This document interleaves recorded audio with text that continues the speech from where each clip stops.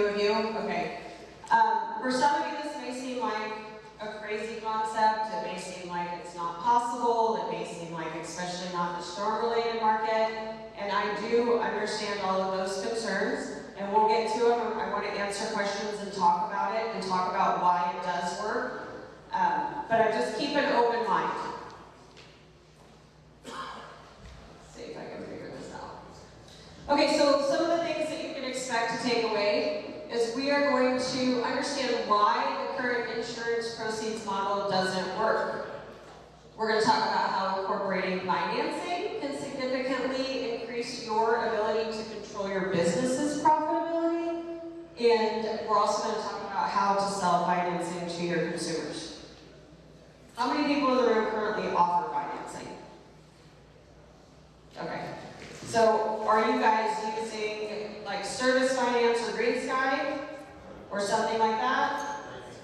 Green Sky? Okay. Who's using Hearth? Or Intensify? Is that the other one? Yeah, Intensify? Okay. I'm just trying to understand how you guys are paying for it. Okay, couple disclaimers. I'm going to make a lot of fun of insurance companies, okay? I don't hate insurance companies. I think that the way society has them set up is really shitty. I personally think they should be nonprofits, but bottom line is they are a for-profit business and they are better at doing business than we are. And I know that that is a really hard concept to swallow, but we're going to talk about why they are better at doing business than we are. And my second disclaimer, I am not a public adjuster or an attorney. Can I get everybody to nod and understand that I'm not a public adjuster or an attorney? Okay. There's a couple times in here that I talk a little bit about policy, and it's my interpretation as a consumer. We do have PAs and attorneys in here, if anybody has questions for them, but I'm not going to address questions around policy at all. Okay, so why did I choose not to follow the status quo and do the insurance proceeds model? Honestly, I started my roofing business on a credit card. I had no intentions of being a roofer. I was a general manager for a company that went out of business, and I had a great team, and I knew I couldn't float the accounts receivable. I didn't have the capital to do it. Utah wasn't a storm market where we had consistent enough business to generate front-end cash flow to support the back-end issues, and so I just said I wouldn't. Now, there was a challenge there because I had done a lot of lobbying for consumer rights with the DOI and with some of the legislature. So I created a name for myself as a contractor that understood insurance-related work, but now I couldn't do insurance-related work with the proceeds model. So I decided I was going to sell everything the exact same way. And some consumers would use it and some consumers wouldn't. And I would offer to finance every homeowner. And what I found was all of my customers were getting indemnified. Like, no problems. I didn't understand why. I just knew they were. I didn't talk to carriers. I didn't discuss anything with a carrier. I focused solely on my customer, and I told the carrier that they needed to focus on their customer. And if their customer had questions for me, then I'd be happy to answer them. It took about 2 months for them to stop calling, to be honest. We got shopped probably 4 to 6 times in about a month and a half, where we would go out to a job and they'd ask us for the estimate, and they'd ask us for the estimate if the insurance company was paying, and every time it was exactly the same. And they would say, no, I mean, like, if the money's gonna come from the insurance company, how much is it? And we're like, it's the same. After they finally realized that we weren't doing anything to try to inflate the claim, we weren't doing anything other than operating the business, they gave up. And we're to a point now where we go out to a job, and if it's Farmers or State Farm, where they've got adjusters that can approve roofs on site, they usually just accept our estimate and we're done.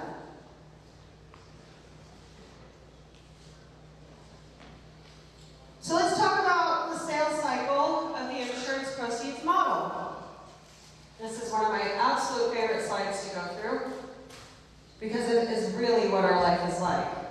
and what my former life used to be like. How many people in the room sign contingency agreements? I would expect almost everybody's hand to go up. And how many people have ever been able to enforce a contingency agreement? Where? And why? Cancellation because materials were not working. Okay, so work had actually commenced. Okay. Anybody else? Has anybody ever been able to enforce a contingency agreement prior to the works being started? No. So why do we sign them? What was that? Yeah, I mean, to some degree, when you put a signature on a piece of paper, a homeowner's perception is that they're in contract. But in reality, a contingency agreement is worthless because, one, there's no defined amount, right? You're doing it for insurance proceeds. The second major reason is because the scope of work that's listed on the estimate begins with tear-off. So any work that's done in advance, like inspections, ITEL reports, supplementing, none of that is considered in the scope. So and I've experienced this in court because I actually tried to enforce one once. So when the judge looked at it, his question goes, have you started any of the things on this list? No. Have you ordered any of the materials? No. Give them their money back. That was pretty much how it went. Okay, so after you sign your contingency agreement, now you're going to receive an ACV check, and you're going to get the initial scope. Who's usually on those ACV checks? Mortgage companies, right? That's always fun. Sometimes the wrong mortgage companies, sometimes you have multiple mortgage companies, sometimes they want it to be endorsed, sometimes they don't want it to be endorsed, sometimes you send it certified and they don't receive it, then they send it back, then you have to have it reissued. And how long does that process take? 10 to 14 days. Oh, that's nice. Not in my life. It should take 10 to 14 days. It takes 45 days. Then, usually the check goes back to your homeowner and they have to deposit it. And if their insurance company hasn't gotten in their ear to tell them to go and use a different contractor, then you're going to be able to collect the money and get started, right? Okay, so then you're going to start supplementing. What items are always left off of our estimates? Starter, ridge, drip, nails. Oh, there's always flashing exclusions that they never could show. O&P, yes. Why do you think it's the items that are necessary? Are you going to put the roof on any different if they ultimately pay for a starter? No. You have to put starter on, don't you? Yeah. So, and because you put yourself in a position where you're in an insurance proceeds model, you're stuck. That's why it's always the necessary components that are left off. You don't have to argue usually for steep charges. You don't have to argue so much for additional layers once you've proven it. It's those necessary components that under no circumstances is any roofer going to leave off of the roof that they hold tight to. And we move forward. Or we try to throw ropes and harnesses or supervision hours or porta potties on there to compensate, which just pisses them off. And it just perpetuates the cycle of never getting anything resolved. So maybe you have to hire a public adjuster because you're arguing over, let's see, decking, I don't know, something, a whole slope, one slope is covered, whatever it is, that can add another 6 months to a year. Then you're going to settle on a scope at some point. Checks are going to have been released from whatever you settled on. Most of the time we forget to tell our homeowners that we settled, and so then they get these checks and then they spend them. Because it's Christmas, right? Their insurance company always randomly sends checks in the middle of a roofing project that doesn't belong to their roofer. Then you're going to complete the project, and now you're going to send the invoice and supplements. Usually they're decking, maybe additional layers, and you can never find the adjuster. Like the adjuster has been transferred, or they're no longer assigned to that project, or they're on vacation and you can't get it approved, and so you're running around like a chicken with your head cut off because you need to get the cash flow in because your sales guy is threatening to quit. And meanwhile, they've got the invoice. Nobody tells you that they got it. They release depreciation. And you've talked to the homeowner, for the last 30 days. The homeowner gets depreciation, now everything is wrong with their roof. Right? Now, if you're on the check, not everything is wrong with their roof. But if you're not on the check, everything is wrong with their roof. And they are not going to give it to you until you come out there and clean up every nail, or you come out there and you fix this and you do that, and you do that, and then you can't schedule a time to get out there, and meanwhile they've spent the money. So does this sound pretty familiar? It's not every time, right? I get that, but we have, certain carriers or certain claims that will come through with adjusters where it's not this hard. But I think if you were to sit and really think about what the experience is, most of the time we would go to these types of situations. Frankly, guys, I was tired of being tired. I was tired of not sleeping. I was tired of the stress. I was tired of trying to figure out what bill I could pay and what claim I could settle on that I didn't take too much of a loss on so that I could get the money in, so that I could send money back out so I could hold tight on other ones. Is that what it's like being a business owner doing the insurance proceeds model? Especially if you don't have a storm come through? So what is the hardest part of the current model? It's all of the time that you waste arguing for necessary components that aren't going to get covered, and your inability to collect. How many people have heard that checks didn't get released because of COVID?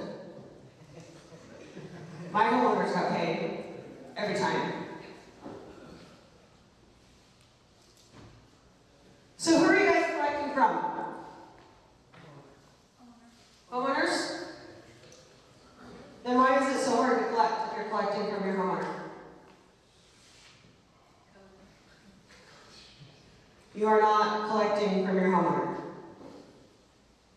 Okay? You're in contract with your homeowner, but you are collecting from an insurance company of whom you are not in contract with. Does that make sense? So how do you collect from somebody that you're not in contract with? And how do you do that? You don't. Because even if you have an assignment, 90% of the time you're going to get a letter saying it's not recognized, or they ignore it, or whatever, they forgot about it, you didn't follow the specific statutes for the assignment, who knows? But guys, we're literally spinning our wheels, trying to collect from carriers, thinking we're collecting from our consumers, and then when we get stonewalled, we're trying to talk our consumers into letting us leave their houses so that we can get their carriers to hurry up and pay. I know it sounds really crazy when you sit and break it down. In the day-to-day life, I know it doesn't occur that way. But this is who we're collecting from. Our good neighbors who saved us 15% by switching to be in good hands and are now on our side. Dum dum dum dum dum dum. Why do you think that insurance companies spend billions of dollars in marketing and advertising?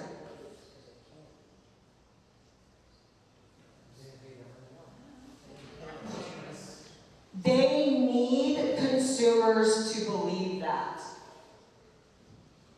And we perpetuate the belief by using the insurance proceeds model.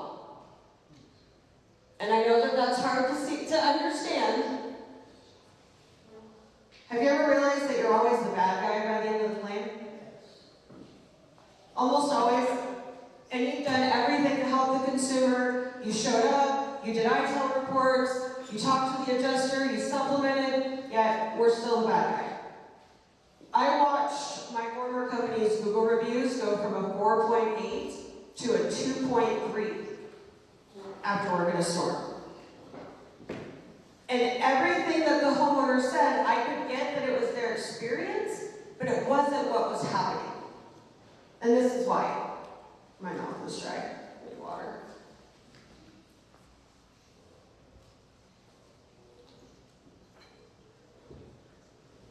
Okay, so I think bless you. So I think when we originally started this process, which was, from what I understand, 15 or 20 years ago, I think we thought we were going to help, right? We were going to communicate for the homeowners. We were going to explain how roofing worked because we didn't expect the average homeowner to understand the components necessary for a roof. I really do think that was our intention. But this is actually how it goes. So your customer calls you, hey, when are we going to get started on our roof? Crap! We settled on a verbal scope, but I never got that scope back sent back over from the desk adjuster. Let me call the insurance company before I call the customer back. So you call the insurance company, and, oh, it's been transferred to a different adjuster. I'm going to find out which adjuster it is, and I'll give you a call back within 24 hours. Or, I sent it up to supervision, and I haven't gotten it back yet, so I'll give you a call back, let me just follow up on it. So we don't call our customer back, right? Because we want to have an answer for them, because the process has probably already taken so long, and we know that they're frustrated. And if we call them right then, we think they're going to be more frustrated with us. So we don't call. So we wait, and we forget, because we're doing this same thing with probably 20 different claims all at the same time. Meanwhile, the insurance company calls your customer, and they say, your contractor called again, and they want more money, and it's just delaying your project from getting started. And I wish you would have just gone with my contractor that I suggested, because we would have already been done with your roof. Then your customer calls you again, maybe 2 days later, and you're like, shit, you didn't call him back. Wait, the insurance company didn't call me, so you don't answer. You call the insurance company, they tell you they're going to give you a call back in like 2 hours, you do it, and it just keeps going. On and on and on. And finally, when you either get an answer from the carrier or you finally answer the call, your customer is so pissed. You are the bad guy. You have delayed the project. You are charging too much. And now they're in good hands with Allstate. Seriously. Like, we have done that, and not intentionally, guys. Like, we have put ourselves in a position where we're vulnerable because the carrier has the power right now in the claim process. Who should have the power in the claim process? No, the consumer should. It's their claim.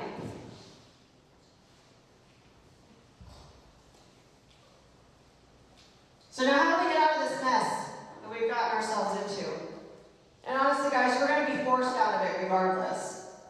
You've got increased ACV policies after a certain amount of time. You've got percentage deductibles. You've got MRPs. I mean, there are so many different things going on in the industry. It's a matter of time before the very simple for insurance proceeds with a $1,000 deductible roof is gone. We have to learn to stay in our lane, and we need to become experts in our business. So what is our lane? What is my job as a contractor? Is it broke? I identify damage. I can identify causation of damage. What's it going to take to fix it? I can know if it's repairable. I can know what it's going to take, if the shingles are discontinued, if there's a certain product that I'm going to need, what components need to go into the roof. And how much does it cost? Who knows how much it costs to run my business? Me. Who knows how much it costs to run your business? You. Do the carriers know? No. 10% overhead is never enough. It is not going to sustain a business. That's why roofers go out of business, guys. We perpetuate the conversation that they memorialize, let's use that word instead, that they memorialize in the media by continuing to do the same things plumbers that run off with people's money? Do you think there's carpenters that run off with people's money? Do you think they go out of business? When was the last time you heard of a plumber running away with somebody's money in the news? Nope, just rumors.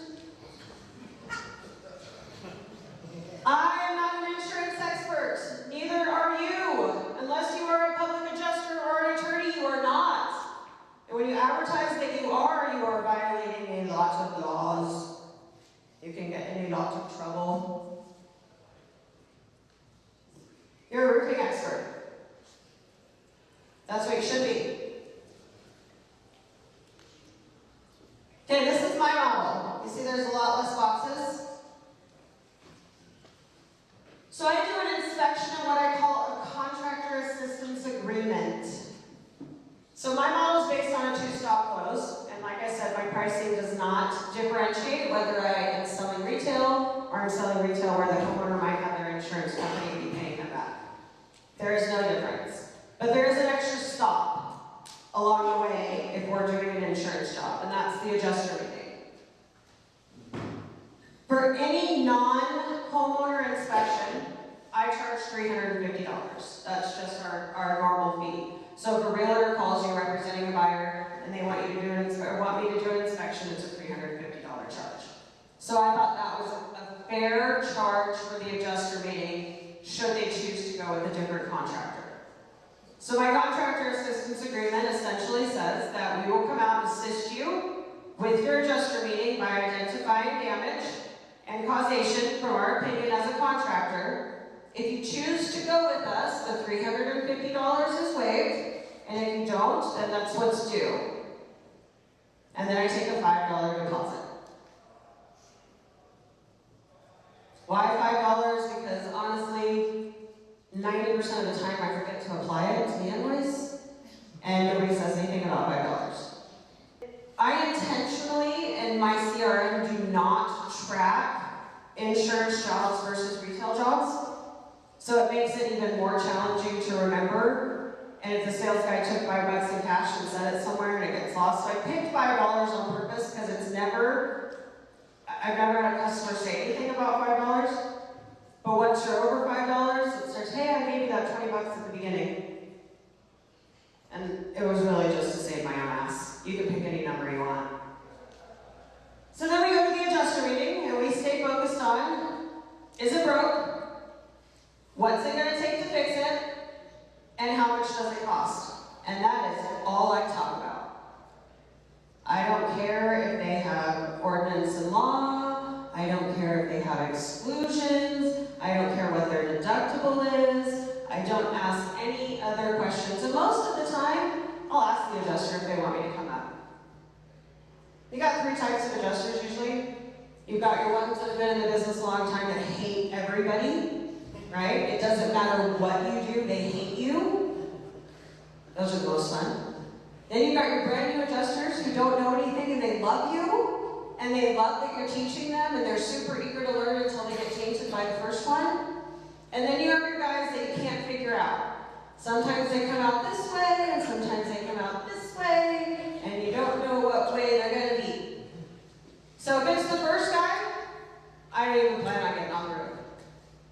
I show them the pictures, I show what I identified, I ask them, and I stay out of their way.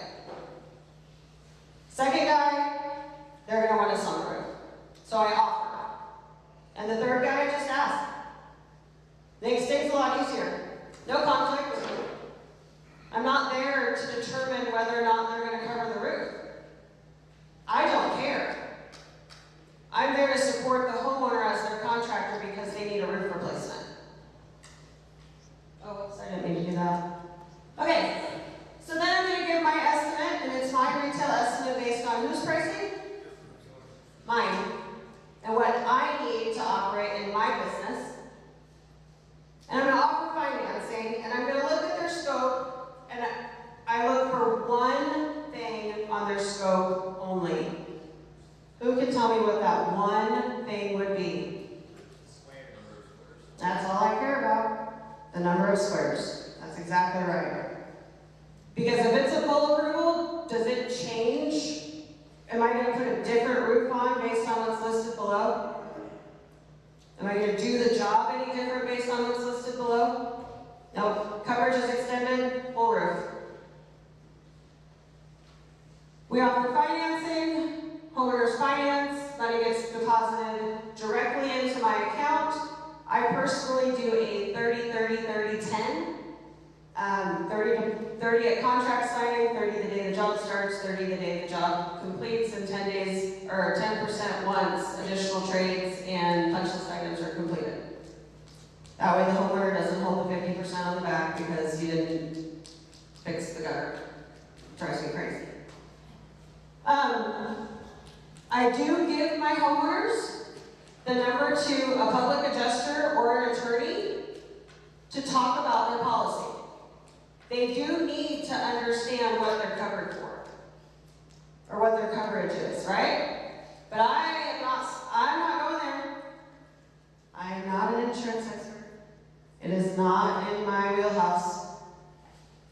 And I know that Berlin will do these consultations for you guys. Right here? Okay. And I know that just because I talked to them, I'll speak about it. But it's literally a 15-minute call. They're going to review their policy. They're going to check for deductible, exclusions, ordinance and law, statute of limitations. And then the biggest one that your homeowner needs to understand is their loss settlement provision. We're going to talk about that in a minute. I start the job, I finish the job, I send the invoice to the homeowner, along with the documentation needed, okay? So I have a contractor in North Carolina that did this for the first time, and his roofer did not take pictures. That's important, guys. We still need to treat jobs like you would document every job, and you should have those pictures for every single job regardless if it's retail or not, because if something ever happens and you get sued and you don't have any evidence, you're not going to win. Company Cam has made that super easy. So you just take as many photos as you possibly can, whether you bonus your crew for taking photos, whatever it is that you need to do, but you make sure that the photos are in the file. Okay? Codes. I provide codes. It's my job as a contractor to know what local codes are. Right? That is inside of my realm. And that's all I do. And then I collect my final payment. How many times in the last 2 years do you think I've had a call back from a homeowner? Once. And it was because they wanted some specific picture, so I sent all 331 pictures I had in my file. And they did not call again.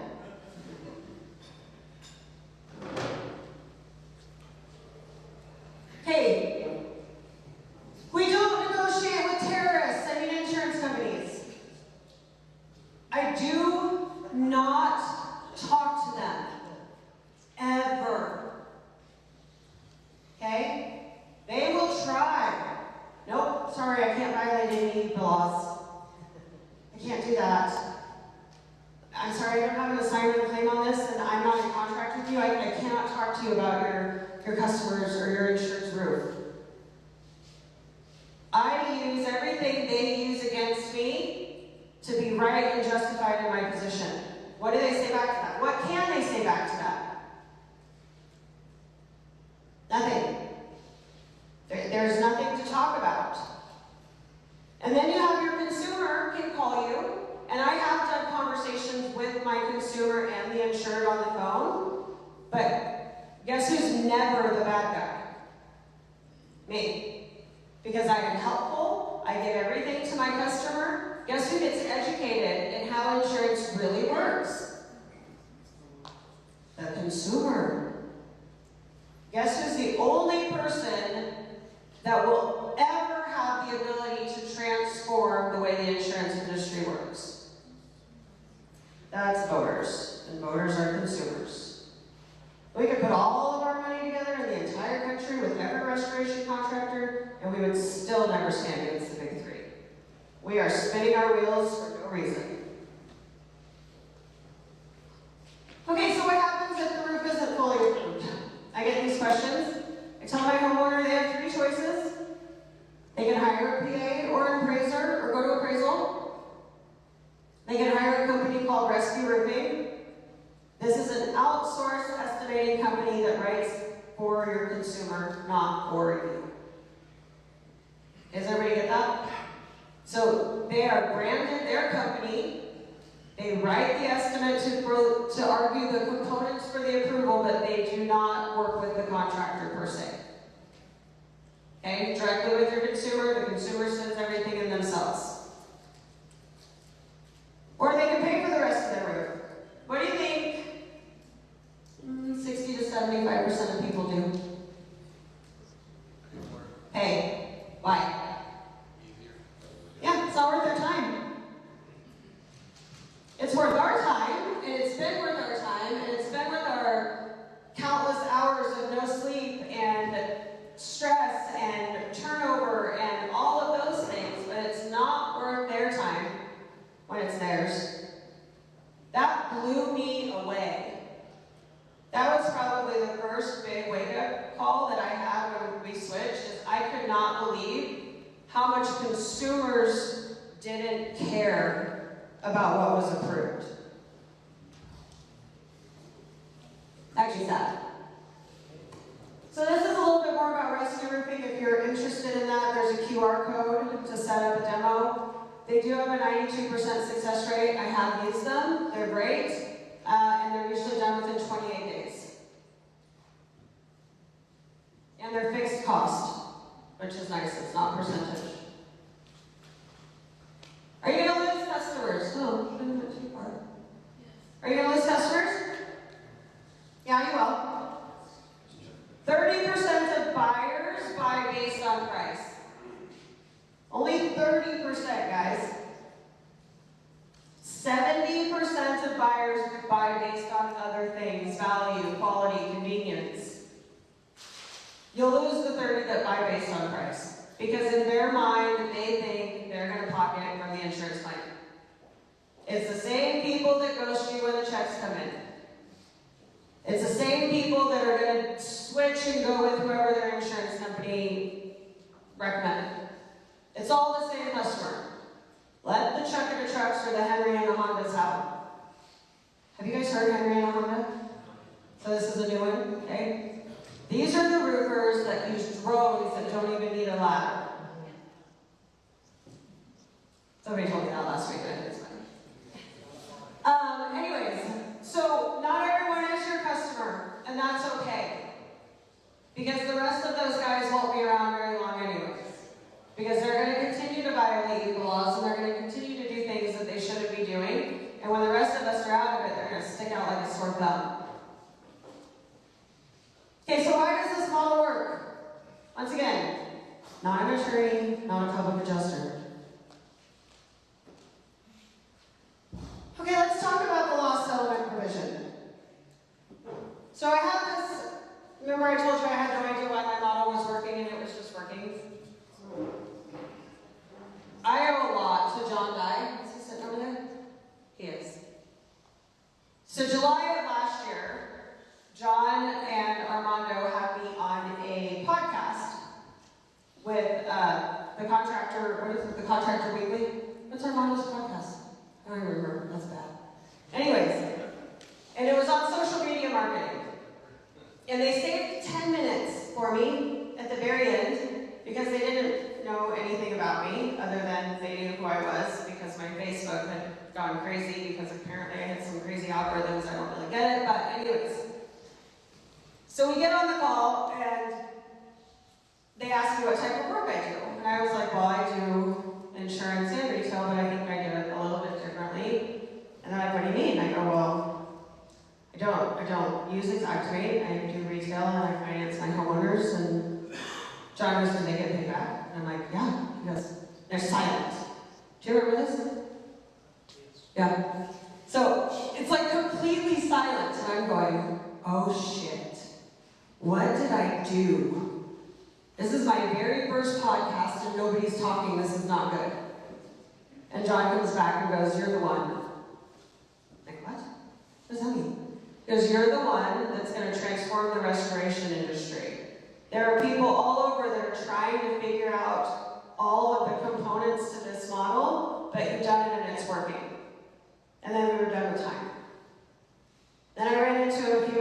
at the IRE, and we talked a little bit more, and he called me after that and said, "Hey Jen, I think you should come on tour with me." And I said, "On your supplementing tour?" And he said, "Yeah." I go, "Okay, you gotta work with me on this one.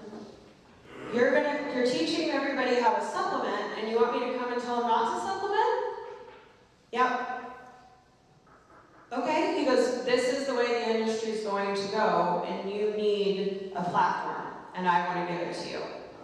And I owe that man everything, because I probably wouldn't be here right now being able to educate and support contractors in the transition nationally without him. So thank you, John. But it was in Dallas. It was the fourth stop of our tour last September. And Steve Patrick had come in and he spoke, and if you've ever heard Steve Patrick talk, he talks about negotiating versus persuasion, the art of persuasion or something like that. And he talked right before me. I got up, I did my spiel, and he stands up afterwards and he goes, "Forget everything I've ever said. Stop using Xactimate. Stop using insurance proceeds model. I get why it works." And I'm like, "Oh, finally, somebody can tell me why this works, because I really don't know what's going on." And he goes, "It's the loss settlement provision." Now, I've heard that there's different wording. One of them is maybe like the final settlement. Help me out, do you know? But I'm just going to essentially say what it says, okay? Because, again, I'm not an attorney, I'm not a PA, and I don't claim to be. If coverage is extended, so I checked for squares, I know coverage is extended, right? I know my cost is reasonable and necessary because I have consumers that don't have insurance companies involved pay, right? I'm not putting anything unnecessary on the roof. And the cost has been incurred.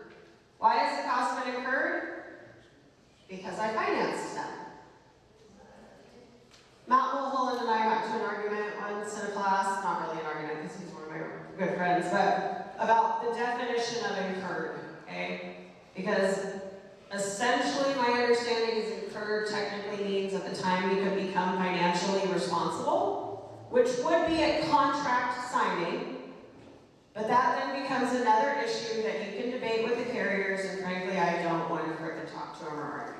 So I know it's incurred when it's financed. There is no question about it, done.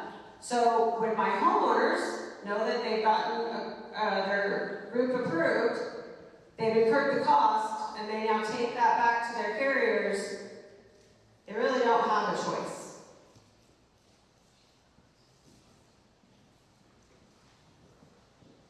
So Steve Badger is a pretty good friend of mine, and I know that that probably is really weird, and I'm okay with that. And I actually knew Steve prior to being a roofer. I had no idea what he did, so it's a very interesting story. But when I was running my model, and I was talking to him about it, he said, if any of my carriers ever called me with this in front of them, I would tell them they had to pay. He goes, "This works, Jen. I understand why it works." And I asked him, I said, "Well, will you go and say that publicly?" And he said, "Yes." So we'll get back to that. So if you're looking, if you don't know who you want to use for financing, there's a few different options, okay? Enhancify is one, and typically my understanding of Enhancify is that they have a yearly membership that gives you access to certain loans within that membership. But then there's additional loans that you can have a dealer fee associated with, but probably a lower dealer fee. The great thing about dealer fees, guys, is now that you control your own business, you can roll it into your general overhead. That's what I do. So my dealer fees are just evenly spread out in all of my jobs as a general overhead expense, just like my credit card expenses are. I don't add it to a particular job. I don't do anything like that, because once you add it to an insurance job, then they can say that it's not applicable or they can't cover it. So it is just general overhead. Then you've got Hearth, and Hearth does not have dealer fees, to my understanding, but the interest rates that they offer to the consumer are a lot higher. That I have found that in order to sell this really well, you're going to have some pretty good loan programs, and Hearth may not be the right solution for you. My personal favorite loan that I use is a 12-month same as cash that rolls into a 5-year fixed at 6.99. That's a great loan. It doesn't balloon if they don't pay it off in the 12 months. You have a fixed payment that they know that they can plan for. How many people in this room would love to have 20 grand and decide what the hell you want to do with it yourself? Really? I mean, that's what you're doing now. You're giving the homeowners this money and they can choose to do with it what they want. They've assumed the financial obligation through the debt. So if they don't pay their debt off and they pay credit cards off, that's okay. We think, as business owners, we think financing, oh God, no, nobody's going to want to finance. But we live in scarcity because we've lived in the insurance proceeds model for so long that we think, oh no, we can't incur more debt. Because how are we, this is all subconscious by the way, how are we going to pay those bills if we can't collect? Your homeowners don't have the same problems. Don't make it their problem. Don't take it into your sales team. Don't take it into the conversation. You are actually helping your homeowners. Debt is higher than it has ever been. People shopped during COVID. Anybody know what dopamine is? Yeah, so we had very few sources for dopamine during COVID. We didn't have human contact, most people couldn't go to the gym, so people ate and people shopped. Debt, I think they said that debt is 20% higher than it was prior to COVID on average, nationwide. So when consumers are getting in a place now where they're probably locked, they probably got some really great introductory credit card that they ran up thinking they were going to pay it off. But now they're probably at 18 or 19% on a compounding interest card that paying $20,000 off is going to take them 16 years and 8 months with a minimum payment of $800 a month. You give them 20 grand, you put them in a 5-year fix at 6.99, their payment is $395, and when's it paid off? 5 years. So what do they do? What do you do if they don't qualify for financing? This is a question that I've gotten, and I do not have an answer.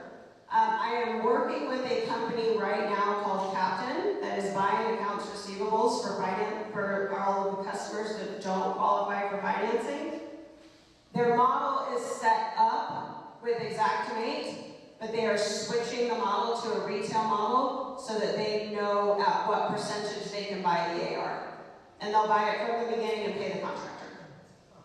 Okay? So as I get all of that rolled out, I will have more information. If you don't follow me on social media, follow me on social media because that's where I'll post it. Both Job Business and Sumo Quote have Sunlight Financial integrated into their platforms. Does anybody not use one of these two? Okay. So that QR code, when you scan it, it will still link you directly to Sunlight. Now it says Sumo Quote, but that's because I have a partnership with Sumo Quote to get the lowest possible dealer fees by having bulk buying power. Okay? So you don't have to have Sumo Quote to get the financing from Sunlight, but these two people make it a lot easier. And if you're interested in transitioning, I will give you permission to copy both of my setups. Both in Sumo Quote and Job Nimbus, and I have made them duplicatable so that the process is as simple as possible for people that have never gone into a retail type mindset. So did you guys know, everybody in the room has HailTrace, right? Because if you don't, I'm probably going to cry for a you guys know that HailTrace has credit scores? A yes or a no? Yes. How can you utilize that? So, maybe, I highly suggest that you do not skip the house. Okay, and here's why. Just because somebody's credit is bad at that moment doesn't mean they're bad. Doesn't mean they don't pay their bills. Okay? They could be a contractor whose business is failing and they used all of their own personal credit cards to pull their business out and still lost it. Because I've seen that happen. Bad credit does not equal bad people. Okay? So I want to make sure that that is really clear. But it can help you tailor your approach to the home. Okay? And this is where you're going to get your little quick selling tips. So when you click on a house, and if they have an 800 plus credit score, guys, they've got a credit card that they can use that has room for the roof. And guess what? They can get miles or cash back or whatever they want on it. And if they don't have one, they probably can get one. With a 0% APR on it, and guess who has no dealer fees? You, just a credit card fee. Okay? If you're in the 720 to, let's go 700 to 740, they're going to qualify for the best financing that your financing platform offers, so you can talk to them about that easy and sell them. If they're in the 620s to 680s, they got some serious credit card debt. They're keeping up. They're keeping up, but they've got debt. Now you can sell the consolidation side of it without them knowing what you're doing. You're speaking to the listing of your customer. Does that make sense? Okay. Now, if they're below 600, they're going to automatically assume what? They don't qualify. So when you talk to the house, you say, hey, we've got a Sunlight does, I don't know about everybody, but we can actually pre-qualify you without running your credit or doing anything and see what options are available. And if for some reason you don't qualify for financing, I have plan B. Okay? But do not skip the house. Okay, so I know I've given you a lot to chew on, and I know that this can be a little bit of an overwhelming conversation in the first time that you hear it. So when I said that I asked Steve Badger if he would come out and publicly say that this model works, and he told me yes, well, I made him do it. So February 28th in Dallas, and I chose Dallas because it's centrally located. I don't live in Dallas, I live in Utah, but Dallas is an easy place for people to get in and out. It's one day, so business owners can fly in Sunday evening, you can go all day Monday, you can fly out Monday night, and you miss one day. It's going to talk about transitioning the mindset of your sales team, because that is going to be the hardest sale, even though it helps them the most, because they get paid every time, consistently. They don't turn over, they can count on it, but it's that fear, it's that scarcity mindset that you run into initially. And then I've got Reggie Brock talking about legacy. And I'm going to leave you guys with this. If Thanos snapped his fingers and every storm restoration roofing contractor dropped off the face of the earth, what would be the current legacy that would be left behind? We were thieves. We went out of business.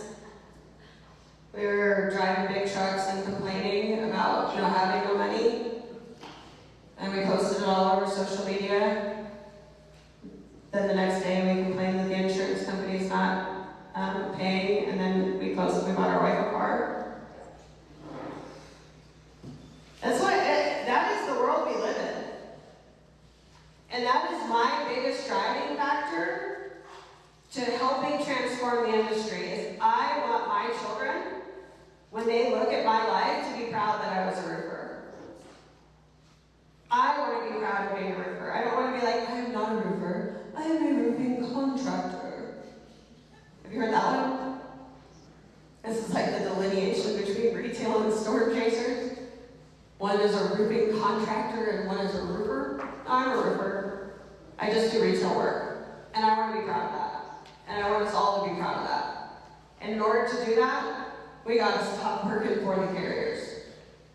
We have to take control of our business. We have to stay in business. We have to understand business. We have to stop being in a cash flow crunch. The only way to do that, guys, is to just step out of the claim process. And I know that change is scary. I know it is, but it's inevitable. So you can either be in the forefront, go through it all together, or you can miss the bus and not know what to do because the rest of us are going to be good at it by the time we're forced to.